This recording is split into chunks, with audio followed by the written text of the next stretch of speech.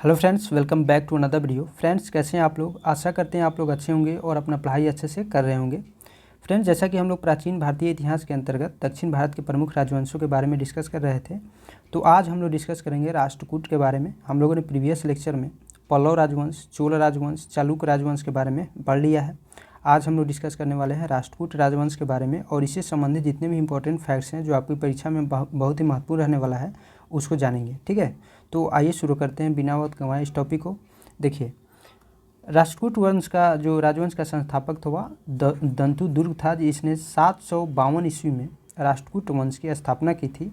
और शुरुआत में ये कर्नाटक के चालुक्य राजाओं के अधीन थे। जैसा कि हम लोगों ने पिछले लेक्चर में पढ़ा था कि चालुक्य वंश का जो वातापी का चालुक्य वंश था, उसका अंतिम शासक कीर्तिवर्मन द्वितीय था और उसी का सामंत था दंती दुर्ग, और इसने 752 ईस्वी में उसको परास्त करके राष्ट्रकूट वंश की स्थापना की। ठीक है, इसकी राजधानी मनकीर या मानखेत में थी, कर्नाटक में पड़ता है। वर्तमान मालखेड़ सोलापुर के निकट है।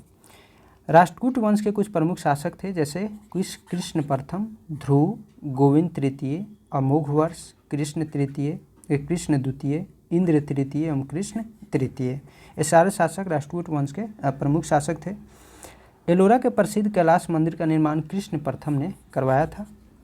ध्रुव राष्ट्रकूट वंश का पहला शासक था जिसने कनौज पर अधिकार करने हेतु त्रिपक्षीय संघर्ष में भाग लिया था। ठीक है, और प्रतिहार नरेश वत्सराज एवं पाल नरेश धर्मपाल को पराजित किया था।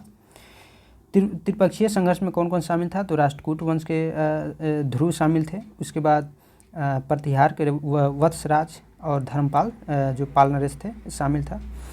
लेकिन ध्रुव ने, जो राष्ट्रकूट वंश के शासक थे, इन्होंने क्या किया कि धर्मपाल और वत्सराज को पराजित किया और यहाँ से खदेड़ दिया था।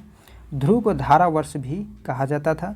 गोविंद तृतीय ने त्रिपक्षीय संघर्ष में भाग लेकर चक्रा युद्ध व उसके संरक्षक धर्मपाल तथा प्रतिहार वंश के शासक नागभट्ट द्वितीय को पराजित किया था। पल्लव, पांड, केरल व गंग शासकों के संघ को गोविंद तृतीय ने नष्ट किया था। अमोघवर्ष जैन धर्म का अनुयायी था और इसने कन्नड़ में कविराज मार्ग की रचना की।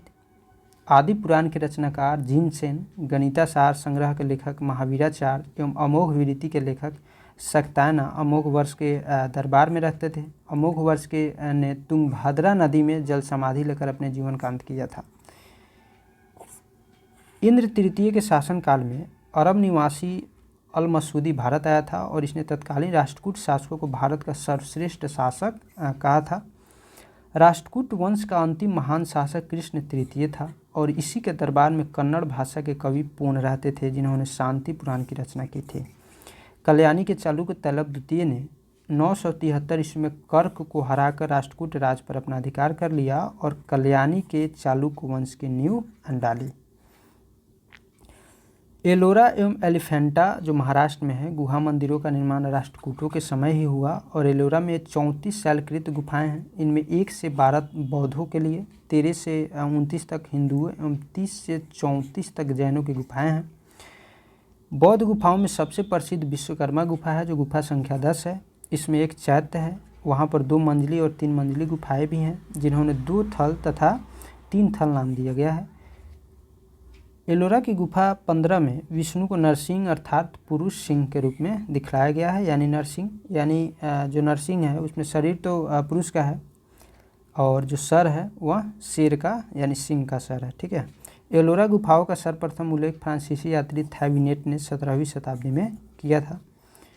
राष्ट्रकूट शैव, वैष्णव, शाक्त संप्रदायों के साथ साथ जैन धर्म के भी उपासक थे और राष्ट्रकूटों ने अपने राज्यों में मुसलमान व्यापारियों को बसने तथा इस्लाम के प्रचार की स्वीकृति दी थी। तो फ्रेंड्स, आई होप वीडियो आपको पसंद आया होगा। वीडियो आपको अच्छा लगे तो प्लीज़ वीडियो को लाइक कीजिए, चैनल को सब्सक्राइब कर लीजिए। हम लोग फिर मिलते हैं नेक्स्ट वीडियो में नेक्स्ट टॉपिक के साथ। तब तक के लिए हंसते रहिए, पढ़ते रहिए। जय हिंद।